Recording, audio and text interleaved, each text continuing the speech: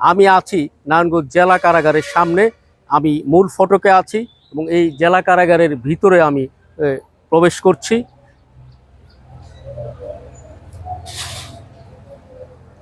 জেলা কারাগারে ঢুকে প্রথমেই বাম পাশে আরপি পোস্টের পরেই আছে অনুসন্ধান কেন্দ্র।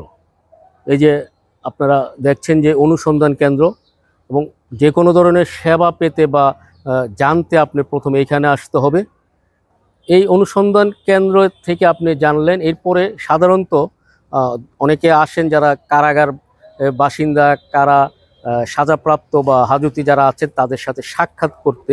এই সাক্ষাৎ করতে যাওয়ার জন্য আপনাকে যে নিয়ম মানতে হবে, এই নিয়ম হলো যে এখানে এখানে দোকান, ডান পাশে দোকানটার পাশেই একটা স্থান রয়েছে যেখানে উপরে লেখা আছে পিসির টাকা ও মোবাইল জমা, এবং এখানে মোবাইল সাউন্ডও বন্ধ করার কথা বলা হচ্ছে। আপনি যদি আপনার কোনো স্বজনের সাথে যে কারাগারে আছেন তার সাথে সাক্ষাৎ করতে যান, তাহলে এখানে নির্ধারিত পিসির সাক্ষাতের জন্য কোনো টাকা লাগে না। যদি সেই কারাবাসী কোনো খাবার দাবার প্রয়োজন হয় তার জন্য এখানে নির্ধারিত ফি জমা দিতে হবে, এবং সেখানে যাওয়ার আগে আপনার মোবাইলটাও এখানে জমা রাখতে হবে।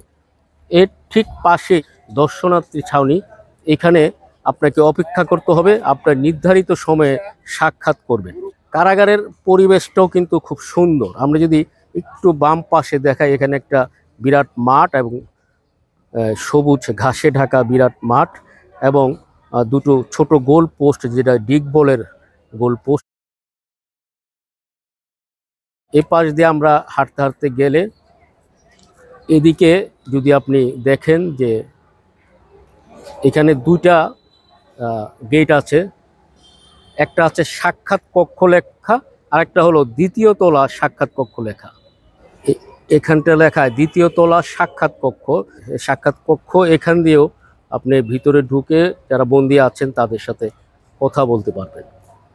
এটা হলো মূল ফটক, অর্থাৎ এইখান দিয়ে যদি আমরা ভিতরে যাই, অনুমতি নিয়ে এইখানটা দিয়েই ভিতরে যেতে হয়, এবং সেখানে যারা আছেন জেল সুপার, জেলার বা ঊর্ধ্বতন কর্মকর্তা সহ যারা আছেন তাদের সাথে যোগাযোগ করতে বা কথা বলার জন্য। আর এটি হলো নারায়ণগঞ্জ জেলা কারাগারের প্রধান ফটক। এই জেলা কারাগারের ভিতরটাও খুব সুন্দর, কারণ এখানে অনেক জায়গা আছে, গাছগাছালি আছে, যারা বন্দী আছেন তাদের নড়াচড়ার যথেষ্ট সুযোগ আছে। এই সুযোগটা হয়তো অনেক কারাগারে জায়গার অভাবে থাকে না। এই নারায়ণগঞ্জ জেলা কারাগার যখন নারায়ণগঞ্জ শহরে ছিল, কালীরবাজার পুরান কোর্ট এলাকায়, সেখানে কিন্তু জায়গার খুব স্বল্পতা ছিল। 2003 সালে শহর থেকে কারাগারটি নেওয়া হয় ঢাকা নারায়ণগঞ্জ লিং রোডে। এখানে 13 একর জায়গায় প্রতিষ্ঠিত হয় নারায়ণগঞ্জ জেলা কারাগার।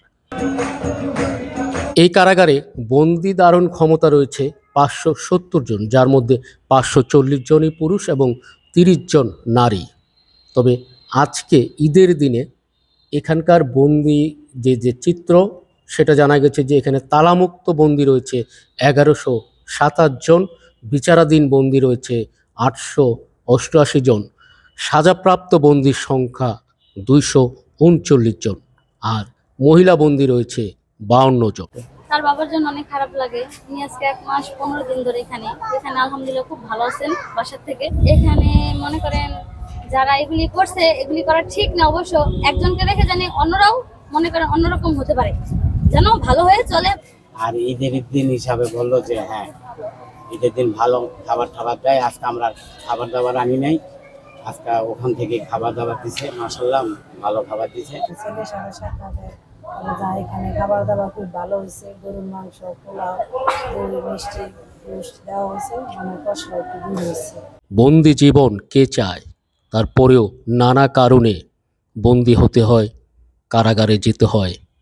কারাগারের 4 দেয়ালের যে কষ্ট, সে কষ্ট কিছুটাও লাঘব করে নেয় নানা আনন্দের মাঝে।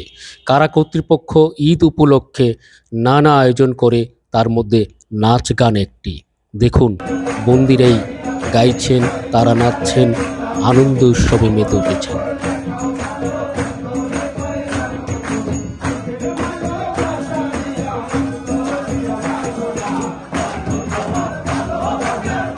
আলহামদুলিল্লাহ